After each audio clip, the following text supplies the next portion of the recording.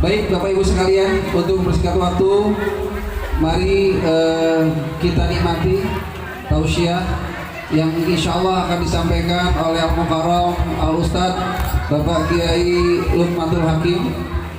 Untuk beliau kami persilakan.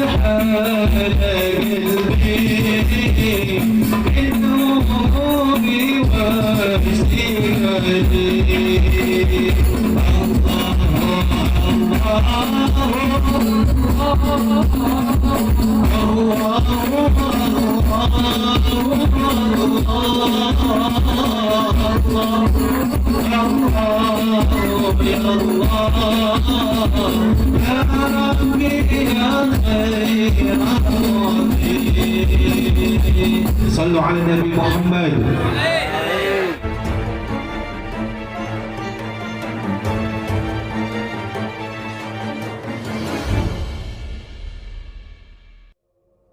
Assalamualaikum warahmatullahi wabarakatuh.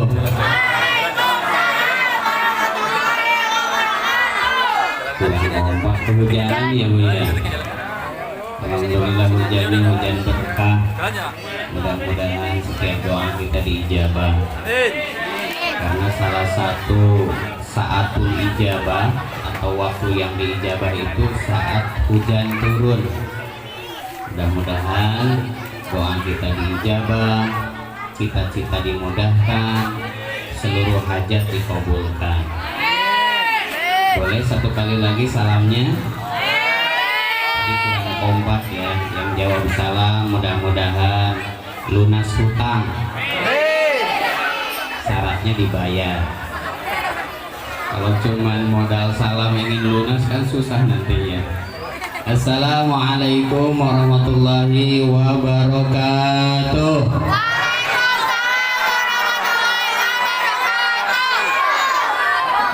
Alhamdulillahilladzi hadana li hadza wa ma kunna linahtadiya laula an hadana Allah. Asyhadu an la ilaha illallah wahdahu la syarika lah. Wa asyhadu anna Muhammadan abduhu wa rasuluhu wa la nabiyya ba'da. Allahumma salli ala sayyidina Muhammadin al-fatihi lima ughliqa wal khatimi lima sabaqa nasiril haqqa bil haqqi wal hadi ila siratikal mustaqim wa ala alihi haqqa qadrihi wa miqdarihil azim. Faqad qala Allah ta'ala fi kitabihil karim wa huwa asdaqul qailin. A'udzu billahi samii'il 'aliim minasy syaithaanir rajiim. Rabbi shrah li sadri wa yassir li amri wahlul 'uqdatam min lisani yafqahu qawli. Subhanaka la ilma lana illa ma 'allamtana innaka antal alimul hakim. La haula wala quwwata illa billahil aliyyil azim. Wa qala Rasulullah sallallahu alaihi wasallam, ala inna silaturrahmi miftahu kulli sa'adah wa qatur rahmi minal kabair.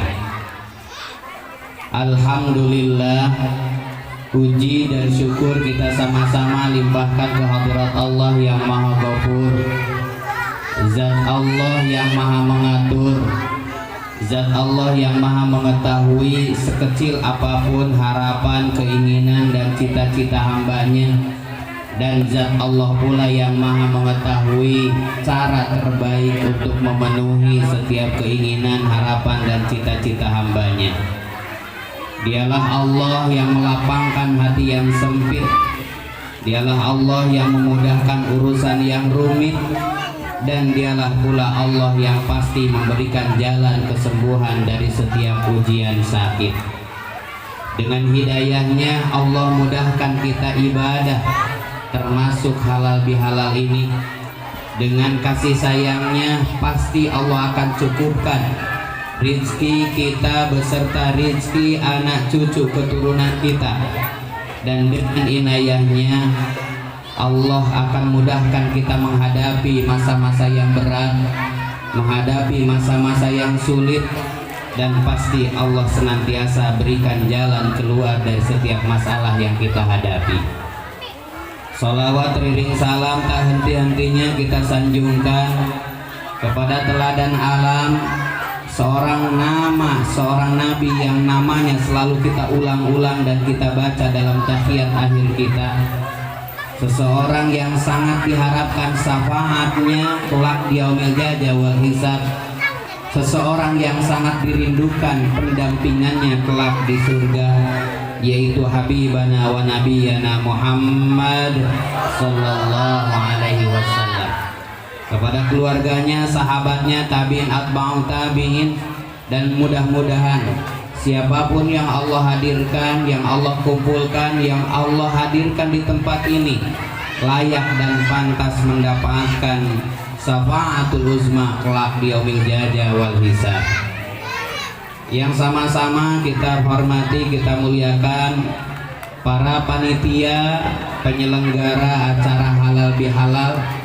Yang sama-sama kita hormati Bapak RW, Bapak Supriyadi hadir, alhamdulillah. Juga seluruh tim DKM yang senantiasa bahu-membahu menjadi fasilitator dalam setiap kegiatan keagamaan di perumahan BCL.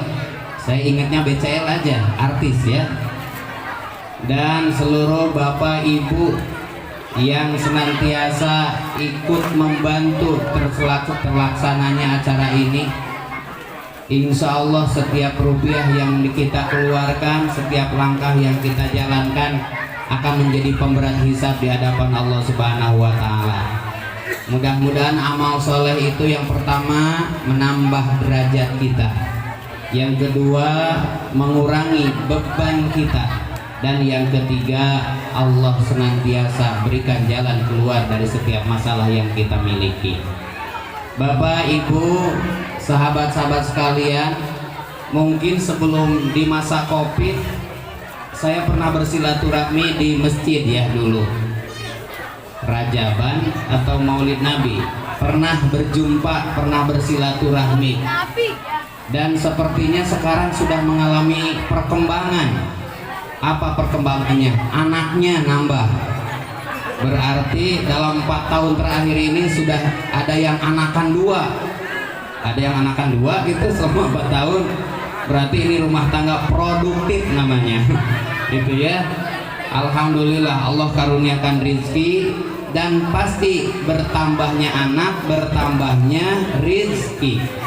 Buktinya sebelum punya anak merasa kita khawatir dengan rezekinya, tapi setelah punya anak ternyata ada jalan rezekinya. untuk menyekolahkan ada biayanya, untuk jajan anak ketika sekolah ada biayanya. Kan anak-anak sekarang mah jajannya gede-gede ya. Saya nggak tahu ini yang jajan anaknya atau ibunya yang nganter ya. Nah, tapi biasanya ibunya yang nganter yang gede jajannya. Baik Bapak Ibu, teman-teman, rekan-rekan sekalian, halal bihalal ini adalah bahasa Arab yang tidak dikenal di Arab. Jadi bahasa Arab yang tidak dikenal di Arab. Kebetulan saya kemarin lebaran di Arab, karena hari Jumat kan Arab itu. Lebaran di Mekah seperti biasa, ada takbiran, ada suara keras takbirannya di Masjidil Haram maupun di masjid-masjid seputar Masjidil Haram. Yang membedakan tidak ada beduk di sana. Karena bingung ya, beduknya dibikin dari mana? Gak ada kayu di Arab mah gitu. Terus setelah melaksanakan sholat Idul Fitri, tidak seperti di Indonesia ada saling musafahah, saling kunjung mengunjungi, mudik dan sebagainya, itu tidak ada. Tradisi mudik itu hanya ada Islam di Indonesia dan di Asia, Brunei Darussalam, terus Singapura, Singaparna, sama nggak Singapura dengan Singaparna? Terus di negara-negara Asia aja.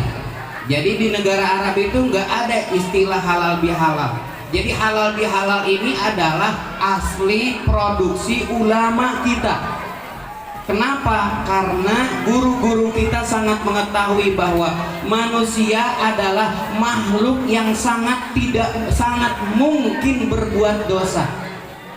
Dan dosa terbanyak yang dilakukan oleh kita adalah kepada orang-orang sekitar, kepada orang-orang yang paling dekat. Suami kepada istrinya berpeluang dosa, karena nggak mungkin ke istri orang lain berdosa. Betul tidak Ibu? Istri kepada suami berpeluang marah, berpeluang tidak senyum. Anak kepada orang tuanya, saudara kepada saudaranya, tetangga kepada tetangganya. Maka kita kenal bahwa al-insan ma'alul khata wan nisyan. Manusia itu tempatnya lupa, tempatnya keliru, tempatnya salah. Jadi ibu, kalau ibu mengharapkan suami sempurna, itu tidak mungkin dapat kecuali yang suka merokok. Itu pun rokoknya harus sempurna. Meskipun proses mencari jodohnya melalui proses yang sangat ketat, datang kepada orang yang ahli memilih jodoh, searching dulu di Google dengan mengetik kalimat suami soleh, itu yang muncul, wah macam-macam itu ya. Ada yang dipoto sambil nyengir, ada yang dipoto sambil jungkir balik. Pokoknya begitu cari suami soleh itu bermunculan itu. Tetap aktivitas, tetap kehidupan kita tidak akan pernah lepas dari dosa. Sementara dengan Allah Subhanahu wa Ta'ala sangat mudah. Allah sangat mudah mengampuni dosa-dosa kita. Jika ada seseorang yang pernah zina tersembunyi dengan zinahnya, maka dia beristighfar kepada Allah, nangis di hadapan Allah. Boleh jadi sebelum orang lain mengetahui zinahnya, Allah sudah menghapus dosa-dosa dengan penyesalannya. Jika ada seseorang yang di masa lalunya pernah membunuh, lalu dia bertemu dengan orang-orang dan dia bertobat kepada Allah, khawatir, cemas sehingga dia bertobat kepada Allah, sebelum perbuatan membunuhnya diketahui oleh orang lain, Allah sudah ampuni. Sangat mudah kita mendapatkan ampunan dari Allah. Puasa yang kita lalui insya Allah akan menjadi jalan ampunan dari Allah. Sholat yang kita lakukan insya Allah menjadi penghapus dosa. Makanya kenapa Bapak Ibu, kalau setelah puasa itu kalau kita mudik lebaran, kita jadi ngadak-ngadak sabar dan dermawan, ngebagi uang. Ada yang ngebagi uang di sini? Ada yang sengaja datang ke bank untuk menukar uang yang gede dengan uang yang recehan, dimasukin ke amplop, dibagiin. Tapi pada saat membagikannya dengan penuh sukacita, senang sekali. Padahal biasanya kita teh korek. Kenapa kalau Idul Fitri, kalau di bulan Syawal mah kita teh bager? Apa bager teh? Jadi baik gitu ya. Terus pulang ke kampung halaman. Tahu tidak? Itu yang namanya mudik, biayanya itu nggak kecil. bisa habis jutaan rupiah, bahkan mungkin bisa habis tabungan selama 1 tahun. 1 tahun ngumpulin habis seminggu untuk mudik. Tapi pertanyaannya, apakah biaya yang keluar itu membuat kita menyesal? Apakah uang yang kita bagi-bagikan itu membuat kita menjadi miskin? Apakah kita merasa berat hati? Tidak. Anehnya, meskipun pulangnya macet, berangkatnya macet, itu cerita macetnya sambil senyum-senyum. Saya tadi macetnya sekian. Wah, pokoknya mah bahagia saja. Apa cirinya? Orang-orang yang sudah diampuni dosanya oleh Allah cenderung hidupnya lebih bahagia, cenderung hidupnya lebih ringan, cenderung hidupnya lebih tenang, tentram, lapang, dan bahagia. Oleh karenanya, jangan heran kenapa mudik meskipun banyak mengeluarkan uang, silaturahmi meskipun mengorbankan waktu dan tenaga, tapi terasa tenang, tentram, lapang, bahagia, bahkan senang. Makanya mudah-mudahan dengan Allah kita sudah terbebaskan dosa-dosa kita. Kan kalau nanya dosa mah kita nggak terhitung. Kadang-kadang kita kalau ada masalah nih ya, kita lagi diuji, kita kadang-kadang suka nanya dalam hati, ya Allah, dosa apa hamba ini? Ih, loba oke. Nanya dosa gitu ya. Untung sama Allah nggak diperlihatkan. Dosa itu seperti kotoran yang ada di perut kita. Meskipun jarak perut dengan hidung itu sangat dekat, tapi baunya tidak pernah tercium oleh hidung, tidak pernah kotorannya terlihat oleh mata. Allah bikin kulit perut kita tidak transparan dan tidak terbuat dari plastik yang transparan. Andaikan kulit perut kita transparan dan kelihatan, ih jijik atuh kita lihat perutnya. Kita naon koneng-koneng. Bisa hilang selera makan, bisa hilang selera macam-macam kan gitu. Artinya apa? Allah sengaja menutup aib dosa kita seperti Allah menutup kotoran yang ada di perut kita. Sekalipun keluar melalui belakang masih bisa dipahami, kita tidak terlalu tersiksa. Nggak mungkin bocor melalui telinga, nggak mungkin bocor melalui hidung. Saya kebayang kalau kentutnya itu bocor melalui hidung, belum keluar aja udah bau. Maka Allah rahasiakan dosa kita sebelum orang lain mengetahui. Allah tutupi, dan sepanjang kita menutup aib orang lain, Allah pun akan menutup aib diri kita. Makanya insya Allah dengan Allah mudah-mudahan kita sudah bebas. Allah tahu di masa muda kita banyak sholat yang tertinggal. Kita mulai intensif melakukan sholat setelah rumah tangga. Kita mulai senang ibadah setelah punya anak. Ibu-ibu sudah mulai terbiasa membaca doa makan setelah anaknya masuk TK. Betul tidak? Dulu sebelum anaknya masuk TK itu kalau makan suka baca doa enggak? Enggak, belowok-belowok weh. Setelah anaknya masuk TK, hafal doa makan, hafal doa tidur, dan survei membuktikan 99,9% doa makan dan doa tidur pasti hafal. Kenapa? Karena doa paling enak itu ya. Doa makan, doa tidur pasti enak. Pasti hafal semuanya. Sok, survei membuktikan. Di sini anak-anak ada yang hafal doa makan, nah? Hafal. Coba apa? Alhamdulillah, gara-gara anaknya hafal doa makan, ibunya jadi hafal. Karena ibunya dulu nggak hafal-hafal. Setelah anaknya masuk TK, insya Allah jadi hafal. Jadi insya Allah dengan Allah kita sudah bebas. Mudah-mudahan sholat yang ribuan kali kita tinggalkan di usia muda, Allah ampuni melalui qiyamul Ramadan berupa taraweh kita.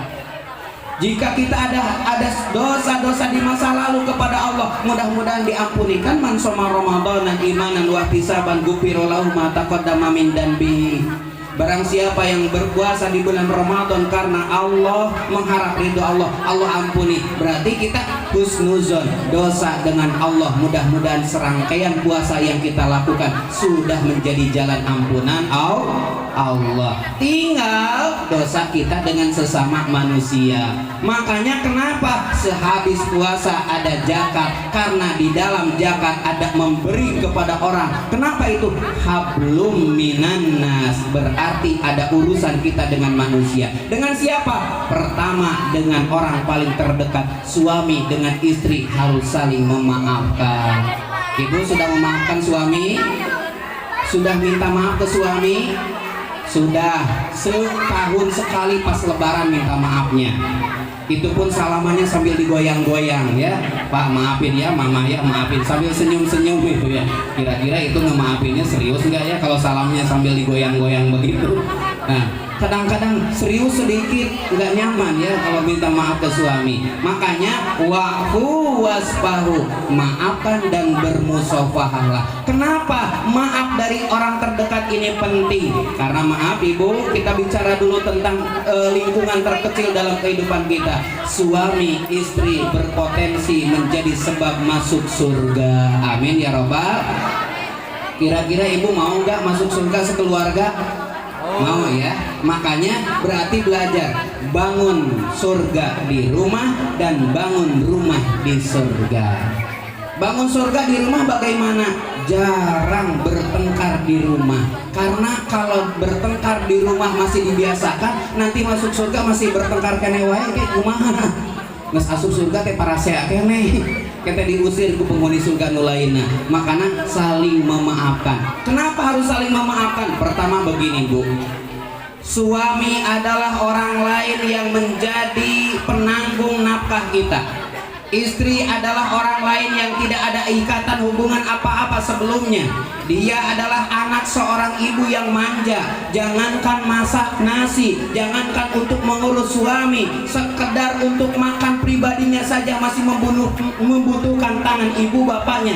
Dia adalah anak manja. Tiba-tiba begitu selesai akad, dia harus melayani suami. Dan si suami setelah selesai akad, dia harus mencari nafkah untuk istrinya. Padahal tadinya bukan siapa-siapa. Semenjak akad nih, Bapak masih ingat akadnya dulu bagaimana? Saya terima nikahnya Anu binti Anu dengan mas kawin seperangkat alat sholat dan musolanya dibayar tunai. Ada yang dengan musolanya? Oh nggak ada ya, cuma seperangkat alat sholat saja ya. Dibayar tunai, maka di tempat itulah berubah status haram menjadi halal. Pak, sebelum nikah melihat wajahnya bisa jatuh kepada haram. Setelah nikah dari ujung rambut sampai ke ujung kaki, ujung rambut plus dengan kotombeknya, ujung kaki dengan rorombeheunana, itu halalan thayyibah. Makanya kenapa dalam nasab terbagi dua bagian. Pertama adalah mahram nasab. Siapa mahram nasab? Mahram nasab itu adalah ibu, bapak, adik, kakak, paman, uak. Bersentuhan kulit dengan ibu tidak batal, bersentuhan kulit dengan bibi tidak batal, bersentuhan kulit dengan uak tidak batal. Tidak batal wudhu kita bersentuhan dengan mahram nasab. Siapa dia? Ibu, bapak, adik, kakak, bibi, paman, itu mahram nasab. Tidak boleh nikah dengan mereka dan kita tidak batal bersentuhan dengan mereka. Bersentuhan kulit tidak batal dengan mahram nasab. Yang kedua ada mahram ajnabi. Apa itu mahram ajnabi? Mahram ajnabi adalah seseorang yang tadinya bukan siapa-siapa tapi statusnya berubah menjadi mahram, yaitu suami dan istri.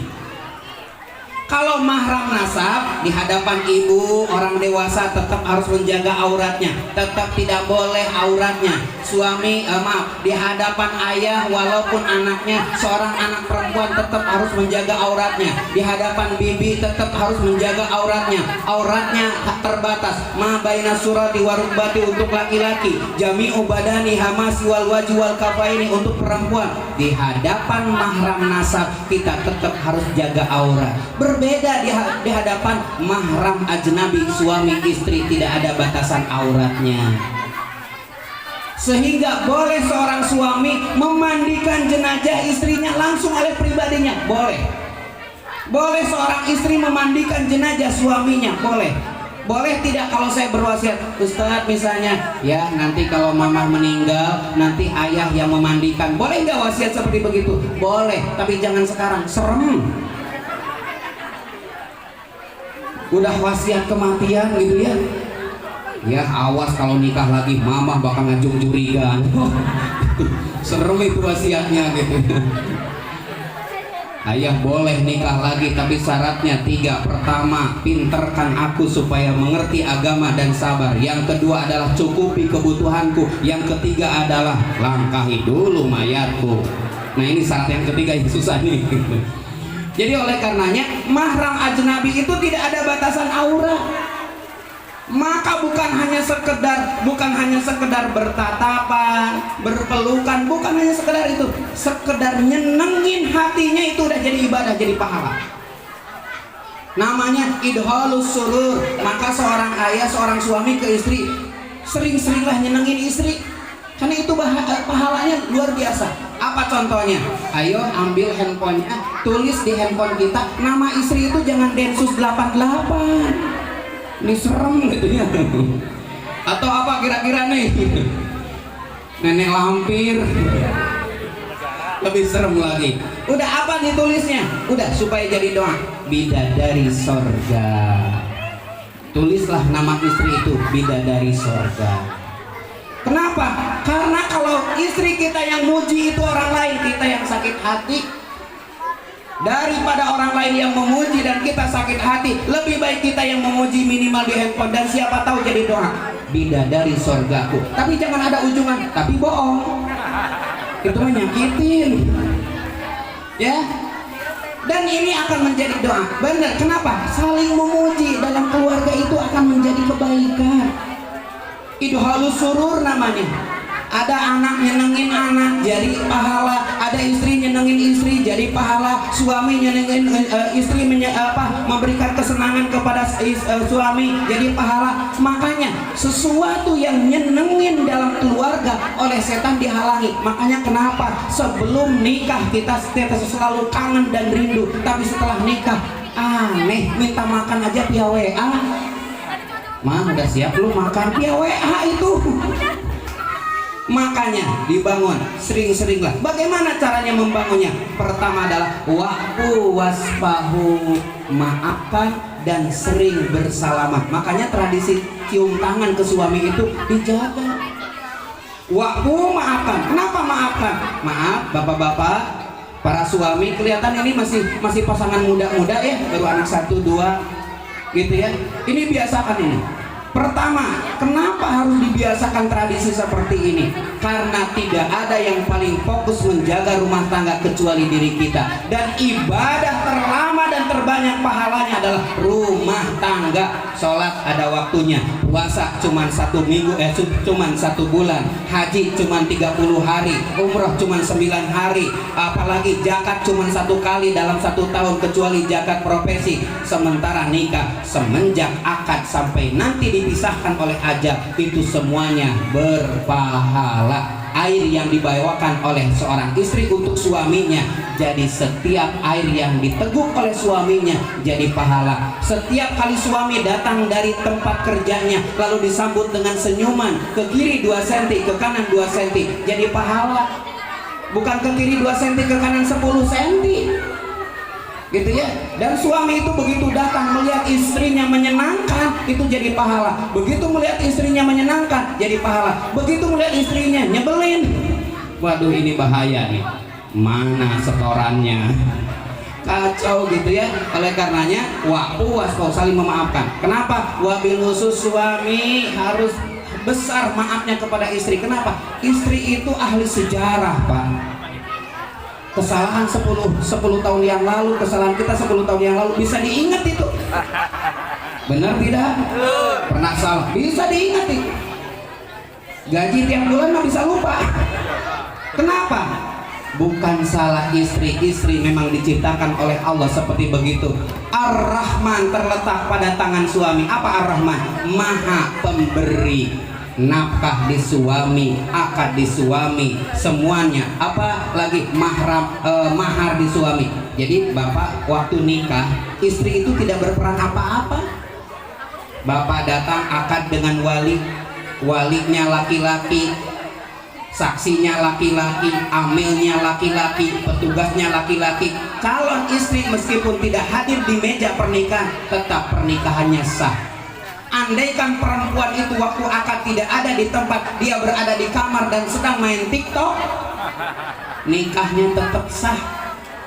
Karena yang berperan dalam pernikahan itu adalah hanya suami. Makanya keutuhan rumah tangga terletak pada lisan suami. Tidak boleh ada 3 candaan dalam kehidupan rumah tangga. Pertama nikah, yang kedua talak, yang ketiga rujuk. Tidak boleh dicandain. Kata suami teh begini ke istri, "Mah, nanti kalau mamah masaknya nggak enak, jatuhlah talak 1." Sambil bercanda itu teh, nggak serius, cuman candaan. Ternyata si istrinya teh masak udah cari ke Google, ada apa tuh peranti masaknya namanya, Bu? Resep masakan, cari di Pacebo. Hal yang spesial yang kita miliki apa? Ngadak-ngadak kita jadi kangen suara azan. Betul tidak? Betul. Ramadan itu kangen suara azan ditunggu dari jam 3. Coba kalau sudah Syawal begini, kangen gak suara azan? Cuek. Allahu Akbar, Allahu Akbar, jam 12 langsung retak teh kemana? Ngopi, lain sholat. Eta kasihan yang ajan ya, niatnya ngabejan dan kalah ngaropi. Nah oleh karenanya ya, orang di bulan Ramadan itu entah kenapa kita bisa berdiri lebih lama, kita bisa bangun lebih awal, kita bisa sabar lebih lama ketika bulan Ramadan. Dan jika ibadah karena Ramadan sudah jauh meninggalkan kita. Tapi jika ibadah karena Allah tak pernah pergi meninggalkan kita. Jangan terjun bebas ya. Jangan terjun bebas, ya ibadah itu semuanya jadi hilang. Jangan. Minimal rawatibnya jaga, berjamaahnya jaga, sambil memakmurkan masjid. Insya Allah kita menjaga kualitas iman kita kepada Allah. Hadirin jamaah rahimakumullah, tadi dengan suami, dengan istri, dengan anak, dengan tetangga. Kenapa? Ala inna silaturahmi miftahu kulli sa'adah wa qatur rahmi minal kabair. Ketahuilah dengan silaturahmi menjadi kunci kebahagiaan, dan memutus silaturahmi termasuk dosa yang besar. Negara-negara maju seperti Jepang mengalami perubahan dan peningkatan kualitas kehidupan secara ekonomi, tapi gersang hatinya, individu hidupnya, dan terjadi pergeseran nilai. Rata-rata orang yang mengurung diri dan jarang silaturahmi, stresnya lebih tinggi dibanding dengan orang yang sosialnya terbuka. Kecerdasan emosional menjadi sebab orang itu bisa supel dalam bergaul dan hidupnya lebih bahagia, gitu ya. Oleh karenanya, ingin bahagia, sucikan hati, sambungkan silaturahmi, maka kebahagiaan akan kita capai. Orang bahagia mah tidak nunggu sempurna, makan dengan jengkol aja udah bahagia dan bau ya. Bonusnya bau. Itu ya. Jadi oleh karenanya, mudah-mudahan Allah memberikan kepada kita kelapangan hati, terus lagi kebesaran jiwa, sehingga Nabi Musa alaihissalam ketika hendak bertemu dengan Fir'aun, doanya apa? Rabbis rahri sadri, ya Allah lapangkan dadaku, wa yassirli amri. Ternyata sebelum minta urusannya dimudahkan, Nabi Musa minta hatinya dilapangkan. Bapak Ibu, mudah-mudahan kita terbiasa untuk senantiasa memaafkan siapapun orang yang pernah melukai hati kita, dan meminta maaf siapapun orang yang pernah kita aniaya. Tanpa kita sadari, manusia selalu berbuat salah, akan tetapi sungguh berbahagia kita menjadi umat Nabi. Salah satu hadiah terbesar dari Allah untuk umat Nabi ini adalah surat Al-Baqarah ayat terakhir yang bunyinya Rabbana la tu'akhidna in nasina aw akhtana. Ya Allah, jangan kau azab kami, jangan kau siksa kami ketika kami melakukan sesuatu yang lupa dan lalai. Makanya salah satu hadiah terbaik untuk umat Rasul ketika kita berdosa tidak sengaja, sedang lupa, dipaksa, dan kondisi-kondisi dalam luar kesadaran kita, Allah tidak akan mengazab kita dengan dosa-dosa sejenis itu. Hadirin jamaah rahimakumullah, mudah-mudahan pertemuan singkat ini, alhamdulillah hujan yang turun mudah-mudahan menjadi hujan barokah. Terbukti tidak mengurangi kehadiran dan jamaah yang hadir di sini. Bukan hanya kursi yang terisi, yang berdiri juga yang di beberapa rumah mungkin ada yang menyimak. sehingga mudah-mudahan pertemuan ini menjadi jalan kebersihan hati kita, jalan terampuninya dosa dengan Allah, dan jalan terampuninya dosa dengan sesama, wabil khusus dengan orang-orang yang senantiasa berinteraksi dalam kehidupan sehari-hari. Setiap kita melakukan sesuatu, maka kebaikannya akan kita dapatkan pada waktu itu. Dan begitupun hidup manusia sangat terbantu dengan orang-orang terdekat. Sakit yang kita derita lebih berpotensi orang terdekat yang menolong kita ketimbang teman yang menjadi dokter tapi jauh tempat tinggalnya. Maka anugerah terbesar hidup manusia adalah orang-orang di sekitarnya baik kepada kita. Mudah-mudahan selepas ini mungkin ada nanti musofahah ya, musofahah bersalam-salaman, bapak-bapak dengan bapak-bapak, ibu-ibu dengan ibu-ibu. Ikrarkan dia di dalam hati bahwa ketika suatu saat pernah ada masalah, ada dosa, ada konflik kecil-kecilan, ada yang membuat mengganjal hati kita, udah saling mengikhlaskan. Lubaran alias lebaran ya, lebaran itu adalah mengikhlaskan hati, membebaskan jiwa agar tidak ada saling membenci, saling mendengki, saling tidak menyukai, dan hal-hal penyakit hati lainnya. Mudah-mudahan Allah senantiasa berikan kekuatan kepada kita. Demikian barakallahu li wa lakum. Aqulu qouli hadza wa astaghfiru innahu huwal ghafurur rahim. Assalamualaikum warahmatullahi wabarakatuh.